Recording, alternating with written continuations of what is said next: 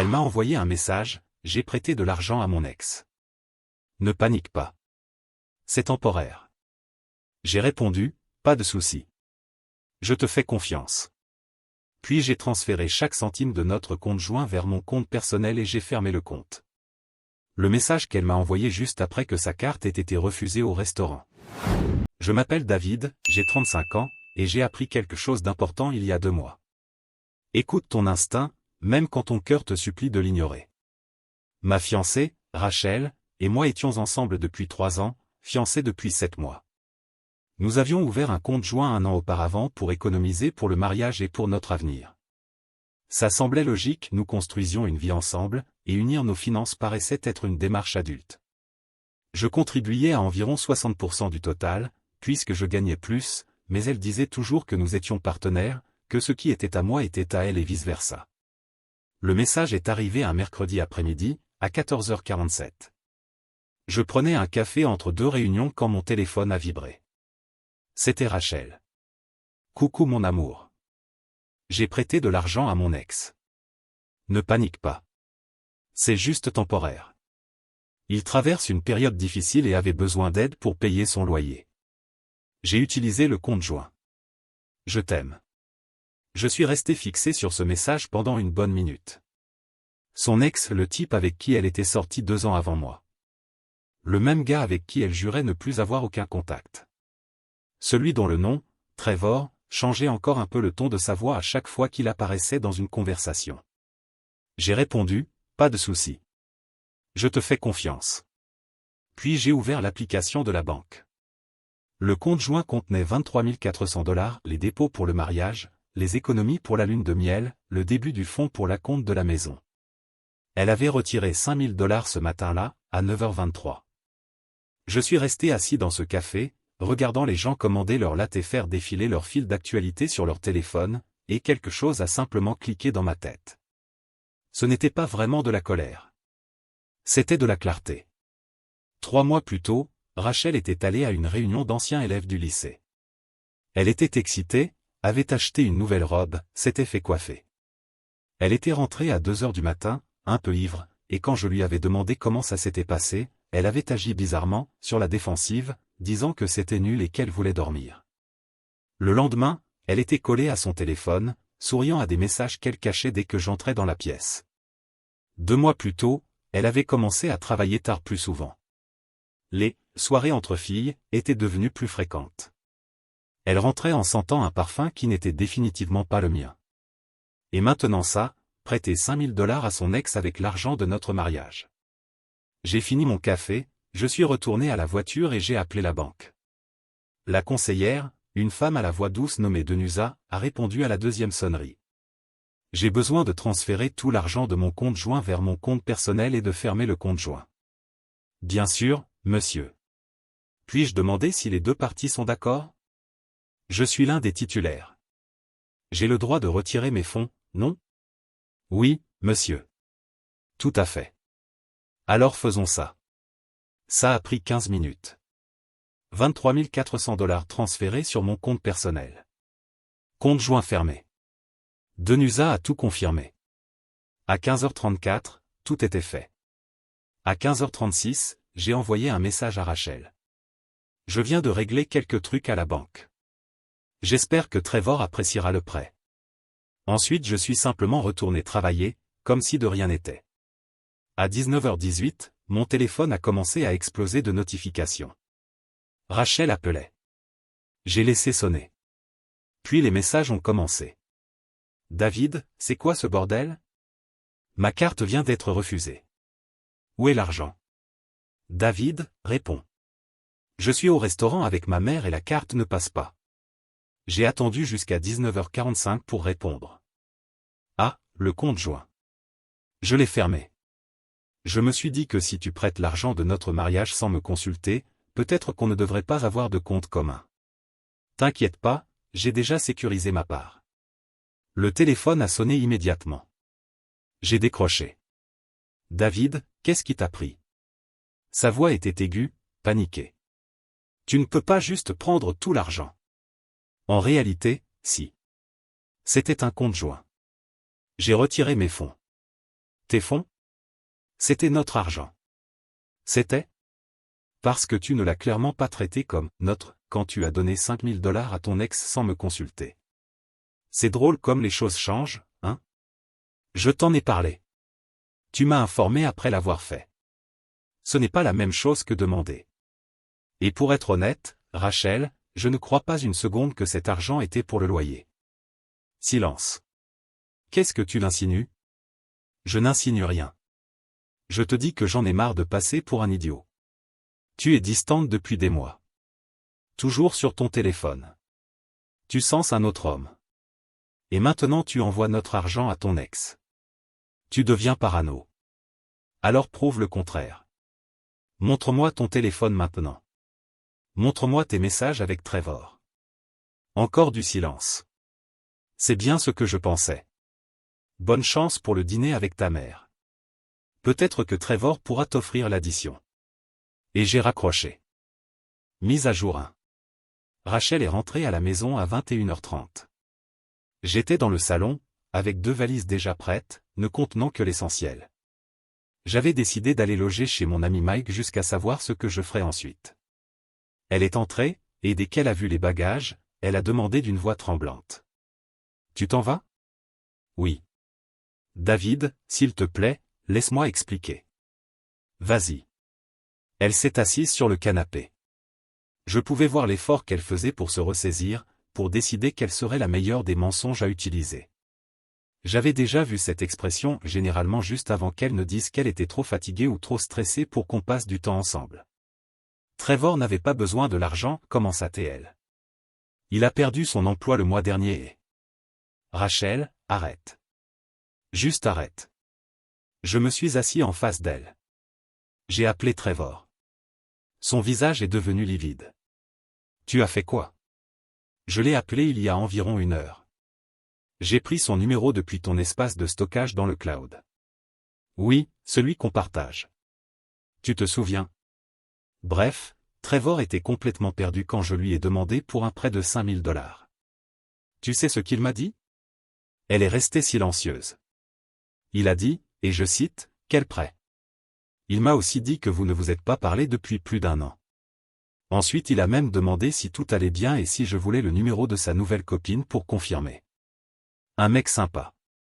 Mieux que moi, en vérité, parce que moi, j'aurais été un connard à sa place. Les mains de Rachel ont commencé à trembler. David, je peux t'expliquer. Alors explique-moi, où est l'argent, Rachel? Si tu ne l'as pas donné à Trevor, tu l'as donné à qui? J'en avais besoin pour autre chose. Pourquoi? Pour ton autre petit ami?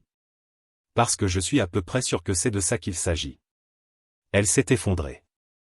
Elle a commencé à pleurer de cette façon laide, en sanglotant, incapable de reprendre son souffle. Ça ne devait pas se passer comme ça. Qu'est-ce qui ne devait pas se passer comme ça? J'ai revu quelqu'un à la réunion du lycée, un vieil ami.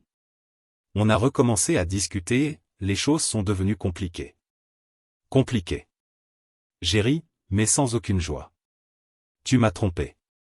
Dis-le juste clairement. Je ne t'ai pas trompé. On a juste parlé. Peut-être qu'on s'est vu quelques fois, mais il ne s'est rien passé physiquement. Rachel, je me fiche de ta sémantique. Tu as retiré 5 000 $ de notre compte commun pour un autre homme. Que tu aies couché avec lui ou non ne change rien à la trahison. Où est l'argent? Elle a baissé la tête. Il avait besoin d'aide. Son entreprise était en train de couler, et j'ai voulu l'aider. Je savais que tu dirais non. Bien sûr que j'aurais dit non.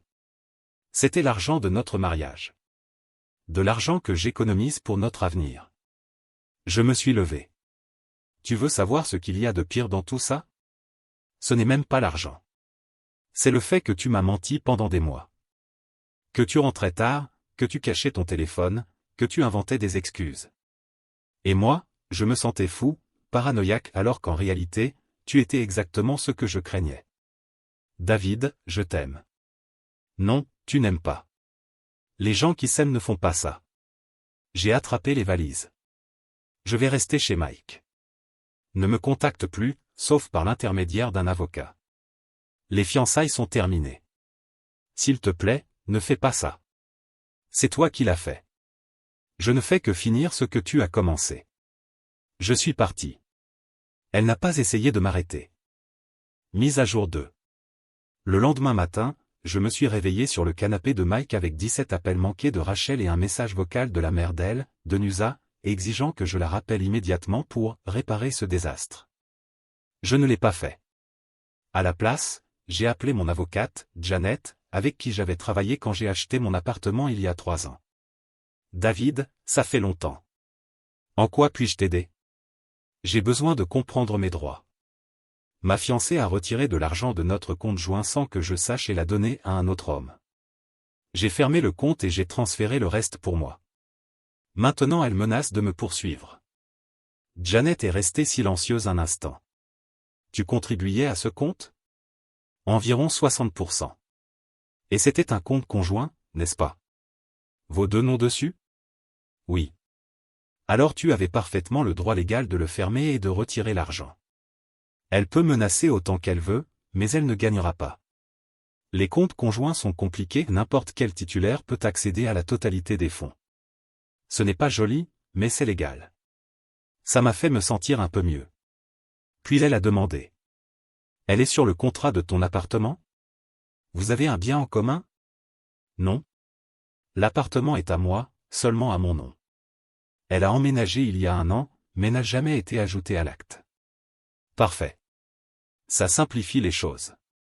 Tu vas devoir tout documenter, messages, appels, toute preuve concernant où est allé l'argent. Si elle essaie de prétendre que tu as volé quelque chose, tu devras montrer que c'est elle qui a brisé la confiance en premier. J'ai passé les 2 jours suivants à faire des captures d'écran de tout. Le message où elle disait avoir prêté de l'argent à Trevor. L'enregistrement de mon appel avec lui. Ces messages, confus, confirmant qu'il n'avait jamais rien reçu. Et même l'historique de localisation de Rachel dans « Localiser », l'app qu'on partageait pour la sécurité montrant qu'elle avait été à des adresses qui n'étaient ni le travail, ni chez des amis, ni nulle part où elle m'avait dit aller. C'est alors que Mike a eu une idée brillante. Mec, regarde ses réseaux sociaux. Pas les principaux, cherche son Finsta. Son quoi? Tout le monde a un Instagram secret aujourd'hui. Je n'y avais jamais pensé. Mais après avoir fouillé sa tablette qui était encore connectée à mon iCloud, je l'ai trouvé. Un compte privé, sous un autre nom. Seulement 43 abonnés. Les photos racontaient toute l'histoire. Elle avec un gars nommé Brendan, au restaurant, chez lui, main dans la main à un concert où elle m'avait dit être allée avec sa collègue Ashley. L'une des photos avait la légende. Enfin heureuse à nouveau. Et la date? Il y a 6 semaines. 6 semaines. Pendant qu'on envoyait les invitations du mariage. J'ai tout téléchargé. J'ai envoyé des copies à moi-même et à mon avocate.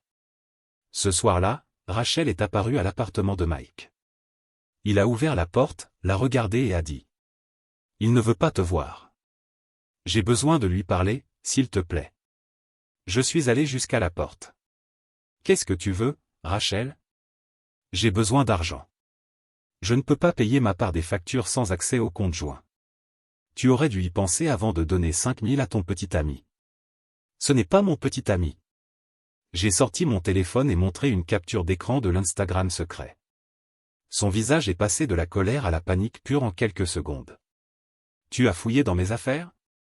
Dans tes affaires sur mon iCloud? Oui. Et j'ai déjà tout envoyé à mon avocate. Donc si tu songes à m'emmener en justice, sache que j'ai des preuves d'infidélité, de tromperie financière et de fraude. De fraude? Tu as retiré de l'argent de notre compte conjoint sous un faux prétexte. Tu as dit que c'était pour ton ex, alors que c'était pour ton amant. C'est de la fraude, Rachel. Elle a recommencé à pleurer. David, s'il te plaît. J'ai fait une erreur. Je vais quitter Brendan. Je te rembourserai. Je t'en supplie. Non? Comment ça, non? Je veux dire non. Pas de deuxième chance, pas de réconciliation, pas de remboursement. Parce qu'honnêtement, je ne veux plus rien de toi. Considère ces 5 000 comme paiement pour les 3 années que j'ai perdues avec toi. Et le mariage? Annulé. Dis aux gens ce que tu veux.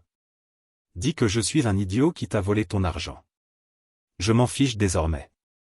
J'ai commencé à refermer la porte, puis je me suis arrêté un instant. Tu sais quoi? Je vais rendre les choses plus faciles pour toi. Je vais envoyer un message groupé à tous les invités, expliquant exactement pourquoi il n'y aura pas de mariage, capture d'écran à l'appui. Ça te va? Tu n'en auras pas le courage. Et c'est pour voir. J'ai fermé la porte. Mike a levé la main pour un high five, et je l'ai frappé en souriant. Mise à jour finale. Cela fait 6 semaines que tout est arrivé. Je n'ai jamais envoyé ce message groupé. Je ne suis pas cruel. Mais j'ai envoyé un email soigneusement rédigé aux personnes qui comptaient vraiment, expliquant que le mariage avait été annulé à cause d'une infidélité et d'une rupture de confiance. Sans entrer dans les détails, la plupart ont compris le message d'eux-mêmes. La mère de Rachel m'a appelé 2 fois pour tenter de me convaincre de reconsidérer.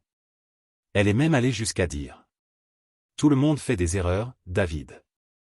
Le mariage, c'est le pardon. Je lui ai répondu que si Denusa voulait financer les conséquences des actes de sa fille, libre à elle, mais moi, c'était terminé. Elle m'a raccroché au nez. Rachel a quitté mon appartement il y a 2 semaines. J'ai dû menacer d'une procédure d'expulsion pour la faire partir. Elle a emporté ses affaires, a laissé la clé de secours sur le comptoir, et voilà. 3 ans, jetés à la poubelle. Une fois tout calmé, j'ai décidé de creuser un peu plus. J'ai découvert que Brendan, le type avec qui elle a eu sa liaison, est marié. Marié depuis 5 ans. Sa femme a tout découvert quand je lui ai envoyé anonymement les captures d'écran de l'Instagram. Oui, je l'ai fait. Elle méritait de savoir. D'après ce que j'ai entendu, ils sont en train de divorcer. Et Brendan ne veut plus entendre parler de Rachel maintenant que sa vie s'écroule. Trevor, l'ex, m'a finalement contacté. Il m'a invité à boire une bière, a dit qu'il s'était débarrassé d'une bombe à retardement et qu'il était désolé que je me sois pris l'explosion. Un type bien. Aujourd'hui, on est même amis, ce qui est étrange, mais étrangement réconfortant. Rachel a essayé de m'envoyer un message la semaine dernière. Elle disait qu'elle regrettait, qu'elle avait commencé une thérapie et qu'elle avait réalisé qu'elle avait saboté la meilleure chose de sa vie. Je n'ai pas répondu. Il n'y a plus rien à dire. Les 23 400 $ sont toujours sur mon compte. Je vais en utiliser une partie pour faire un voyage en Irlande le mois prochain, quelque chose que j'ai toujours voulu faire, mais que j'avais repoussé parce que Rachel disait qu'on devait économiser. Le reste servira d'acompte pour un nouvel endroit, un foyer sans ses souvenirs dans chaque recoin. L'autre jour, Mike m'a demandé si je regrettais la façon dont j'avais géré tout ça, d'avoir fermé le compte, d'avoir été froid, mes réponses courtes, tout. Honnêtement? Non. Pour la première fois de ma vie, je me suis protégé en premier. Je ne l'ai pas laissé me manipuler. Je ne lui ai pas laissé la possibilité de déformer les faits et de me faire croire que j'exagérais. Ce message que je lui ai envoyé, je te fais confiance, a été le dernier mensonge que je lui ai dit. Et fermer le compte 3 minutes plus tard a été la première chose honnête que j'ai faite depuis des mois.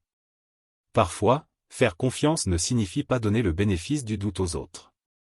Parfois, c'est avoir suffisamment confiance en soi pour reconnaître quand quelque chose ne va pas. Commentaire Monsieur Reddit.